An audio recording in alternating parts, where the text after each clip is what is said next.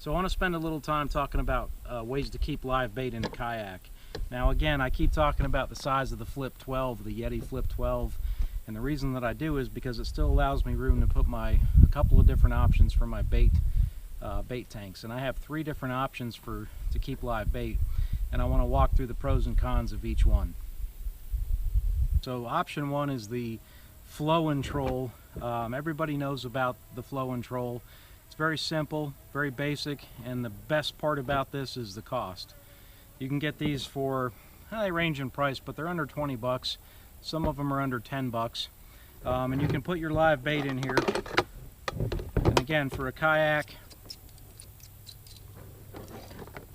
you have to have it tethered in, so I use my stainless steel tethers, and you just throw it out in the water. And what it does is it allows water to flow through the holes, and then you can open this up and get your bait out, and you can even lock this so your bait doesn't get out.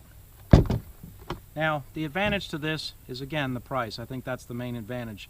The disadvantage to this is it's a pretty small container. Now, what I've found, live shrimp, absolutely this is a go-to product for me for live shrimp. It's simple, it's quick, and it'll keep live shrimp alive. By the time you get from the bait shop to the water, 15-20 minutes tops, your shrimp are going to be kind of sluggish. That's from a lack of oxygen. As soon as you put this in the water and let the water start flowing through, they perk right up. So for some bait fish, this is a pretty good option. Now, small bait fish, it's a good option. Anything big, when you start getting into larger pinfish, greenbacks, herring for freshwater, not going to hold those fish and not going to keep them alive. For that, you need a different setup, and you need an aeration system, and I'm going to show you 2 options that I have for my kayak as far as aeration systems go. So here's another option. This option is also made by Frabill. This is the Frabill Magnum. They say it's a 5-gallon bucket, but with the insulated liner in it, it's less than 5 gallons. But I have had great success with this bait bucket. It's aerated. It's got a hose that comes out that hooks up here. The guy here takes 2 D-cell batteries, and you turn it on.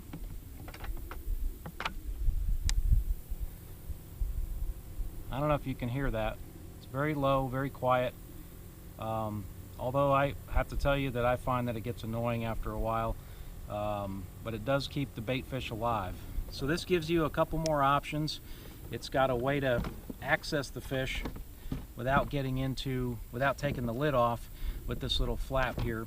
And then, of course, it's got a loop over here so you can get a net. And you can get this net in there, get your bait fish out. So here's the bait bucket in action with some shiners in it. Kept them alive on a 4 or 5 hour fishing trip. I found this pretty easy to use, even in the kayak. And I'll be honest with you, this is my go-to bait bucket. This thing keeps shiners alive, it keeps herrings alive, keeps greenbacks alive, keeps live shrimp alive. I've never had a problem with this. The only thing you got to remember is keep some extra batteries on hand, because you never know when this thing's going to cut out on you. I actually even have a spare motor on hand in case this motor doesn't hold up or it quits on me. Okay, so from one extreme to the other. So this is a bait tank, a live well that I made. I used other YouTube videos. There's great videos on how to make these bait tanks, and I made my own version of it. I modified to some degree from what other people had done, but I made it work for me. So this is a great bait tank. The thing that obviously I don't like about it is it takes up my entire back tank well. That's not necessarily a good thing, although the capacity of this and the ability for this to hold larger bait fish, can't really debate that.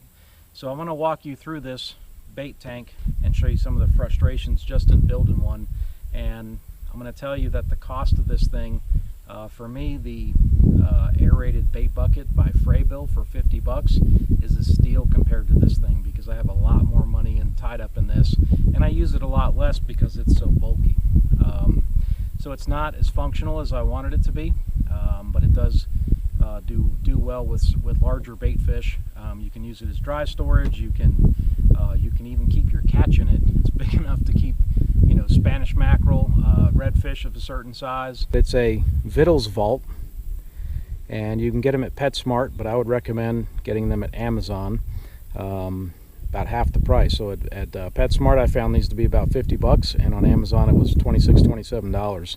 40-pound Vittles vault, and it doesn't come in this color. Obviously I painted it to match my kayak, and I just hit it with some white spray paint, and then I blended in some gray and some black. And for the ocean kayak and the urban camo color scheme, really blended in really nice. So I really like the way it turned out. So I've got rod holders on each corner, 4 rod holders. Now I didn't make these, and you can make them, and there's videos again on YouTube about how to make these, but I bought them. They're Yak gear, again bought them from Amazon, and handle that I mounted there. Everything that I mounted is all stainless steel, used with goop, sealed. It's totally waterproof, no issues there. And I still have some work to do on this as far as waterproofing the wiring. But I wanted to give you to kind of show you this. So this is a Pelican 1120 case, and if I open this real quick, I'll show you the, there's a sealed lead acid battery in there, 12 volt. All my wiring, I got a, I believe it's a 5 amp fuse, and I've got a waterproof toggle switch right there. So this is what was important to me with this was that this unit was self-contained, and I can pull it out of the kayak as easily as I put it in. So that's the motor. You can hear it. It's a Tsunami Motor. You can pick these up at West Marine. You can pick them up on Amazon. It's kind of loud, and I probably shouldn't run it without water going through it, but I wanted you to hear how loud it was.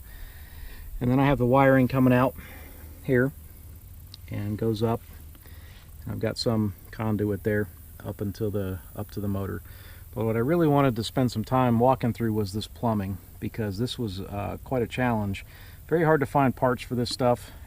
Okay, so again, Tsunami pump. You can buy that at West Marine. These are simple PVC pipe fittings, and I used a stainless steel hose clamp, and then I put it through the scupper hole in my kayak. Now let me show you what that looks like from the underside. Kind of hard to see, but you can see the PVC pipe under there where the water can get into it. Coming out of there, I had to get a brass fitting to fit the molded in opening to the pump, and then you have to reduce it down, because these pumps, these primer pumps, the biggest one you can get is 3/8 of an inch. It's for a fuel line on a small, you know, like a small boat, and you have to reduce that down from 3/4 of an inch to 3/8. So that was quite a challenge. So I ended up going to Lowe's, West Marine, Home Depot, all these different places, and I believe I found this at Lowe's, and it's a brass fitting, and then I found this plastic reducer here that put it into 3/8. Small piece of pipe there, stainless steel hose clamps, then the primer pump, and then you have this piece here, which is your actual intake, or I guess the bulkhead that goes through the bait tank. Now this is if you go on Amazon and you look at aquarium parts, you're going to find this. This is made by a company called, I believe it's called Banjo. So Banjo makes these aquarium parts, and it was the perfect fitting, and then of course a through hull, and I was able to get that to get it through the hull. But it's going to be a challenge to find all these parts, and again, it was very frustrating to do that, because it's not something that's, you know, something normally made, so it's, the parts aren't, you have to kind of mix and match, and if you're willing to do that, take the time to do that, drive around to the different places, then you'll have fun doing it. But it's not wasn't that fun at the end of the day for me. So inside the bait tank, you've got just some standard PVC pipe. This part was actually pretty easy, and I designed it like that to give a lot of aeration to the water, So there's holes on the underside of the PVC pipe that you can't see that aerate the water and pour the water in. Now I did a couple things. I did some things different than what was shown in the other videos on YouTube, and I want to show you what I did as far as drainage and how I. So on the outside of the bait well, I have two bulkheads, and that establishes two different water levels for bait. And depending on the type of bait I'm going to use, I'm going to fill it up a little bit more, a little bit less, and I'm going to cap those off, and I'll show you the inside. Now what I didn't do, that a lot of people do, is some elaborate drainage system that goes through the scupper hole. Because of the way that the back tank well area of the Ocean Kayak is laid out, it's ribbed, so the water just simply flows out through the scupper hole. So I just leave it like that, and the water just pours out of there as it fills up.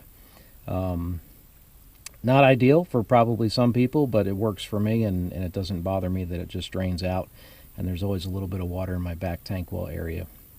So let me show you the inside now. So inside, you've got your, obviously your aeration system, and then you've got the two plugs to the two different bulkheads that I have, and you can see I have the string for the lid tied around that. Now I just have these plastic caps, and you can see how that works. So when the water fills up to that point, it drains through the plastic cap, and then it comes out the bulkhead there. If you wanted it at the different level, you just put the plastic cap on the level that you want. So, and it kind of clicks shut. So the one thing that I didn't do, I would do differently if I did it again, is I wouldn't put these one on top of the other. So if you're making an inline drainage system, that works really well.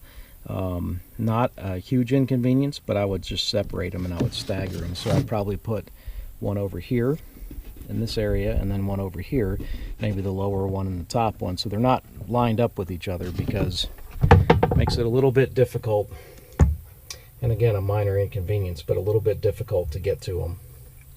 So if you want to get the bottom one, you gotta kind of wrestle with it, because the top one is in the way.